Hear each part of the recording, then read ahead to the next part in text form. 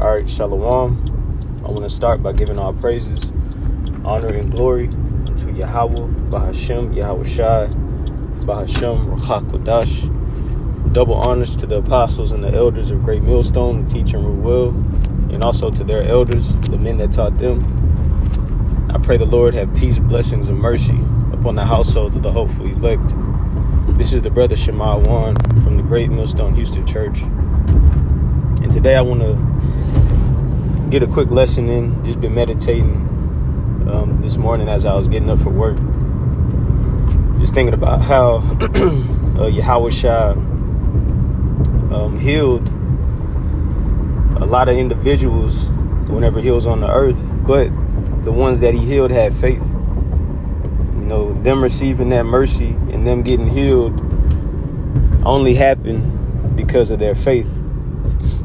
And, you know, just thinking about today, you know, although Yahawashi isn't physically here with us, you know, in the flesh, in the physical body, that doesn't stop the fact that he has the power to heal.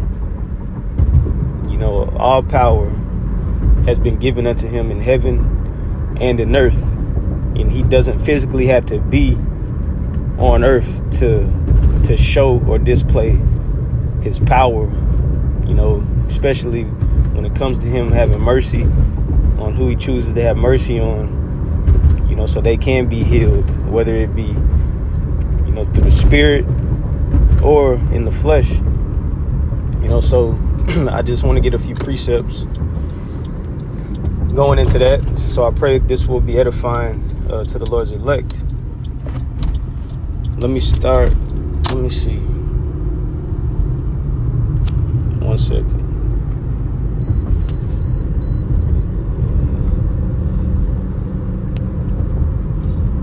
I'm going to start here with an account. Yahawashi healing the woman with the issue of blood.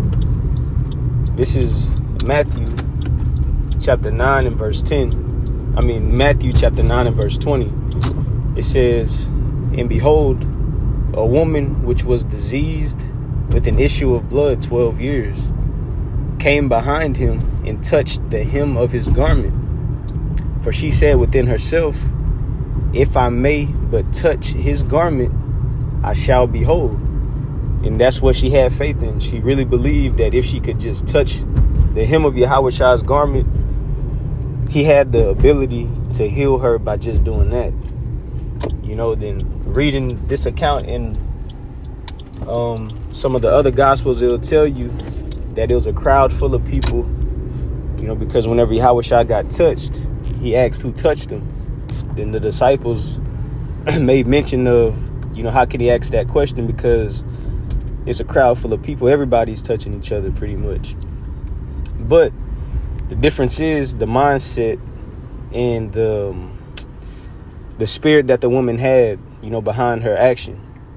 She approached Yahawashi for healing because she knew that's the one who could do it. So it says, for she said within herself, "If I may but touch his garment, I shall be whole," healed.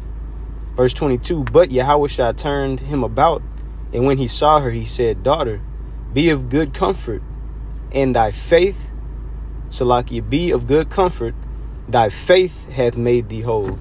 She got healed because of her faith. Then it says, "And the woman was made whole from that hour." So she was healed. You know, she wasn't given a remedy to help her situation, you know, that she has to keep using. No, she was made whole where she didn't have to worry about that situation ever again. You know, that's what the Lord does. The Lord doesn't just do a temporary fix. The Lord completely fixes the problem. You know, that's the difference with Yahawashi. You know, our Lord, Yahweh Ba'ashem Yahawashi, you know, he has the authority and the ability to completely heal, man. You know, not just get you through to make it to the next day. The Lord ultimately he allows us to, to make it through, to receive ultimate healing, where we won't have any need, whenever we get through a situation or a problem, it's to get out of that situation or to get out of that problem. It's not a temporary fix. But looking at this account, this woman, through the spirit, that represents us as a nation. We need to be healed, and the only way of being healed completely is through Yahawashi. Not getting just a short-term healing, where you're gonna have to come back and keep doing the same thing. No, Yahawashi is gonna heal us as a whole nation, once and for all. But let me get this. And really, man, reading Matthew the 9th chapter, it's a few accounts within this chapter where Yahawashi mentioned, your faith has healed you. But let me get this. Even though Yahawashi isn't physically here now, this doesn't stop the fact of him healing. Isaiah 61:1, it says, "The Spirit of the Lord is upon me, because the Lord Yahweh Ba'Shem Yahawashi hath anointed me to preach good tidings to the meek." And this is a prophecy about Yahawashi. It says, "He hath sent me to bind up the brokenhearted, to proclaim liberty to the captives, and the opening of the prison to them that are bound." And that is us, the nation of Israel, the ones that were brokenhearted. Like I mentioned earlier, the Lord doesn't only just have the ability to heal you physically, but even spiritually and mentally, man. To bind up the brokenhearted, to proclaim liberty to the captives. And then that's the thing. One day, through having faith in Yahawashi, we truly believe that we're going to be free from this captivity. And the opening of the prison to them that are bound. And the Israelites are bound to this very day. That's why the Lord is going to come to save us from the hand of our enemies, to free us who are captive.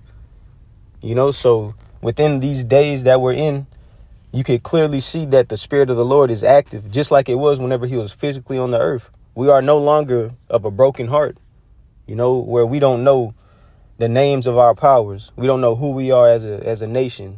We don't know anything about our heritage. The Lord healed us. Now we know what to do, and we know what to look for according to salvation. Then it says to proclaim liberty to the captives. Liberty, what, man? That freedom. It says, then it says, and the opening of the prison to them that are bound. And the Lord is physically going to deliver us from this captivity and ultimately from these chains of darkness, this sinful flesh. But I just wanted to get that, man, real quick, just meditating on a few things this morning. The woman of blood, she had faith in her work, showed her faith because she actually had to approach Yahawashi. And whenever she approached him, she had to believe that he had the power of healing. Can't approach Yahawashi and be double-minded and doubtful. Got to go in, with a faithful spirit that he is able to do what he's able to do, and we believe that, Yahawashi does have healing attached to him. He has peace attached to him. He has the ability to overcome and endure attached to him, but I'll end it there. I don't want it to be too long. Just something that was on my spirit.